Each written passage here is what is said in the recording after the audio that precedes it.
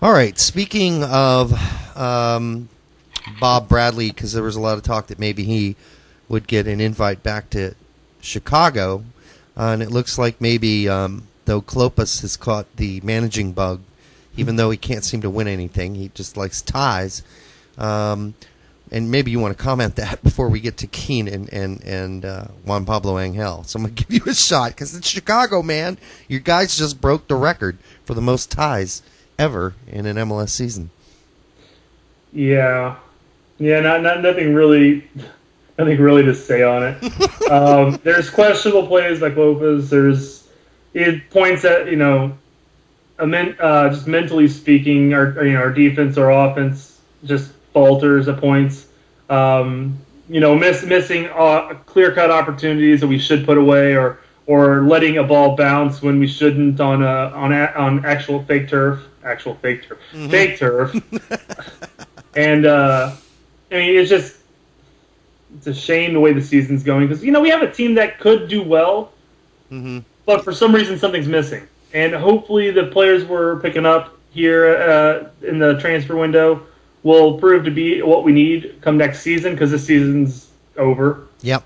We might push forward and do well, but there's a doubt. Because from what I understand, there's no chance. I don't think so. Further. So anyway, this season's over. They're 10 points behind New York, who's in the 10th spot. So they're pretty much done. One thing I would love to see is start to play some of our other promising players, our youth promising players that are planning for the future. You might as well now. You got Victor Pineda, our first homegrown signing, playing with the reserves, playing with the academy team. We just signed Kellen Gully. However, he can't play until next season due to the rules and regulations. So, mm-hmm. I'd like to see Victor get an opportunity somewhere in there. Maybe give Bone a chance to step up. We already have a pretty young squad as is. And start giving some of our new signings more playing time as well. Yeah. They are getting playing time, but might as well let them start getting accustomed to the league and to the team, and then just build from there. Yeah, aim for the season because the season's over. Yes, it looks like it. Well, it is because, as I said, you're 10 points behind New York, who have 31 points. Chicago's at 21.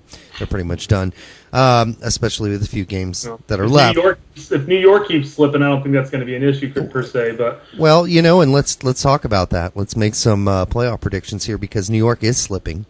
While there are other teams like Sporting who made this run here, as we near the end of the season, they've done, I think, a lot better than anybody thought they would. Mm-hmm. I still have L.A. and Dallas and Seattle and Colorado all making the playoffs. But who would have thought Columbus was going to make the playoffs at the beginning of the season?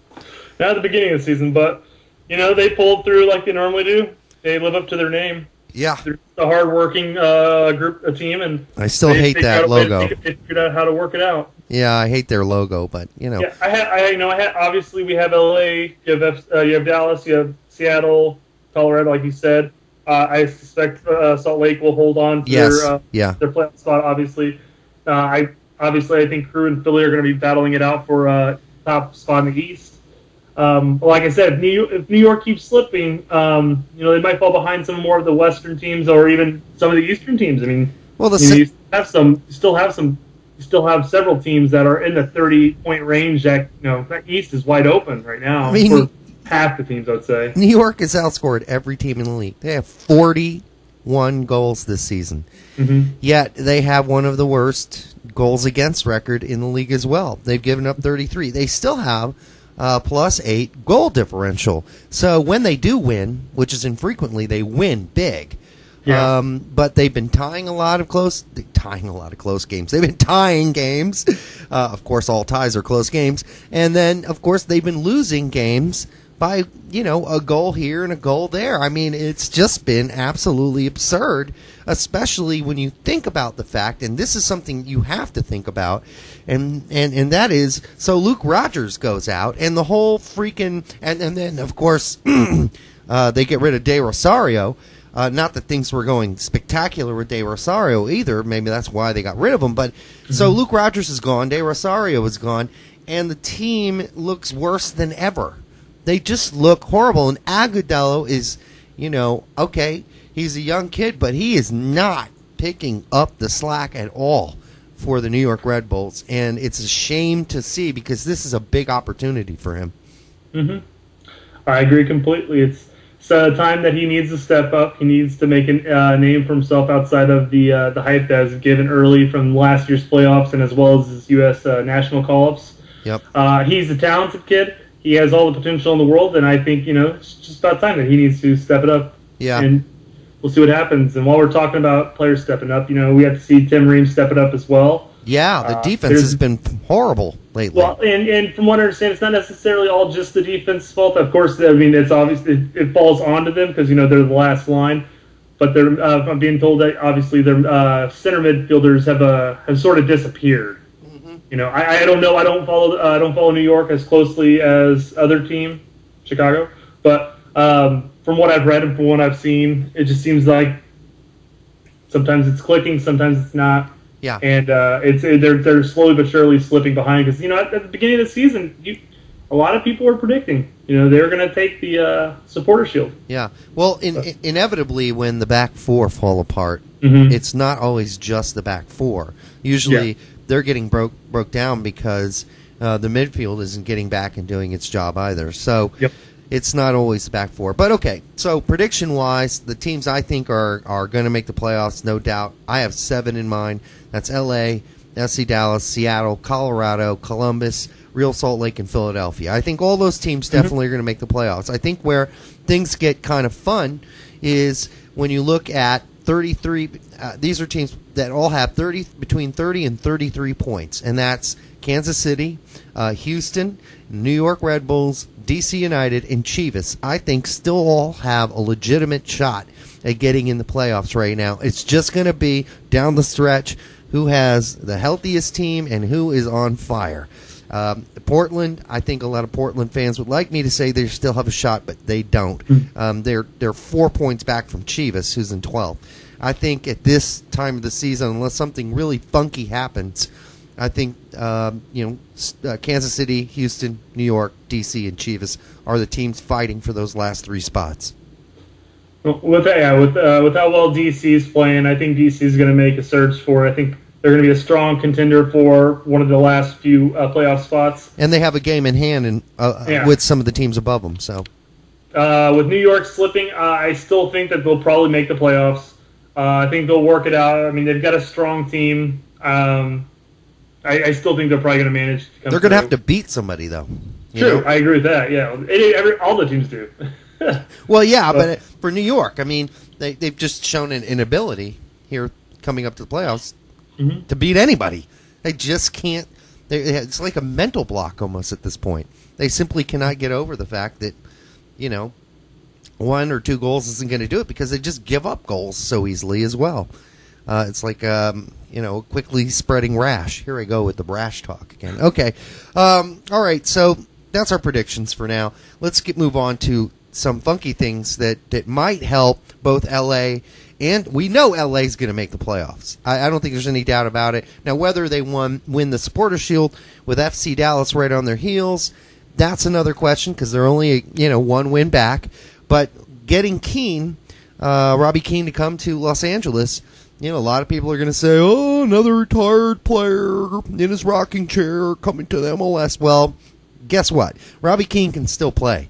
And he's still a fast guy. He's still got incredible soccer IQ. He's not Thierry Henry, but he's got some serious skill. And he didn't fit in with Ari Redknapp's team there in Tottenham. And so here we go. We've got Robbie Keane in L.A. and JPA, Juan Pablo Angel, is off to Chivas, USA. So I think both teams get a step up in that whole move. Yeah, I mean, obviously we know what we get with JPA. I mean, he's a clinical poacher and finisher. I think he'll probably do better with Chivas just because they'll probably rely on him more than, say, at LA, where he wasn't necessarily relied upon as a key player like he was with New York. I think that's one reason why he excelled so much with New York is because he always got the ball. Yeah. With Keane going to LA, I mean, obviously he fits the league. I don't think that's going to be an issue because I've seen some players who have been, really good players come to this league and just flop out because it's just a completely different league, whether it means it's just more physical than what they might be used to or just not as technical. Keane can deal with physical. But, exactly. That's what I'm saying, yeah. And I think he's going to fit in well. He's going to receive the service from LA. My question would be is how long will it take for him to fit in, though? I mean, we saw with Henry with New York. I mean, he suffered some injuries his first season, but I mean, it took him a couple of games, even this season, really to start finding his form. Yeah, and I think, he might not be an option as far as he'll be an option for LA, but I don't think he'll be an option as a true changer until say next season because we only got like 5 to 7 more games depending on teams. Yeah, and then we're in the playoffs already. Right. And it's just it's too much to ask for any one person to come over and immediately make an impact. So I think this is really more or less planning as adding an option for the playoffs, and also to build the team for next season. Well, I don't think LA is really pulling him in saying he's going to be the changer that's going to win us the Supporter Shield necessarily because they have a talented squad as is. Well, I'm going to say Robbie Keane does help them, and I think he's going to help them right away. And here's why. One of the things that they really seem to lack with JPA up front, because he has slowed down so significantly, is anybody that can keep up with the fast breaks that especially Landon Donovan starts, and especially with the pinpoint passing that we see from David Beckham to the wings, and they really move the ball up the field quickly. And JPA had this tendency to come back and try to start the offense from almost the midfield and slowly develop things upfield. This team isn't like that. This team, LA, is a quick strike team. They like to knife it upfield, make 1 or 2 quick cuts and score, and then play a whole lot of defense. And I just think he fits in perfectly because he's faster than JPA, that is Keane is. He has stayed in pretty much tip-top form because, when he was away from Tottenham last season, he played in Scotland with Celtic. I mean, the guy stayed in shape. He even, as far as I know, stayed in shape afterwards through the off-season, and he looks as good as ever. I think his speed is what's going to make the difference, whereas JPA was mostly a very skilled player, but his speed had come down way. At least a couple steps from a couple years ago. I guess the big question is, what do you consider making an impact immediately with the team? I mean, do you consider making an impact, say, like go scoreless for the next 5 to 7 games, then in the playoffs make a crucial game-winning goal? I mean, yes, that's an impact, but I'm referring to as more or less the whole season. He'll be more of an impact player next season when he's had time to completely settle down, adapt to the league, which I don't think will take that long. But I think it's going to be him basically building some form of chemistry with his teammates, and it's tough to ask for just within a couple weeks. I mean, listen, I'm not denying that it's hard to just come off a plane and play in the MLS.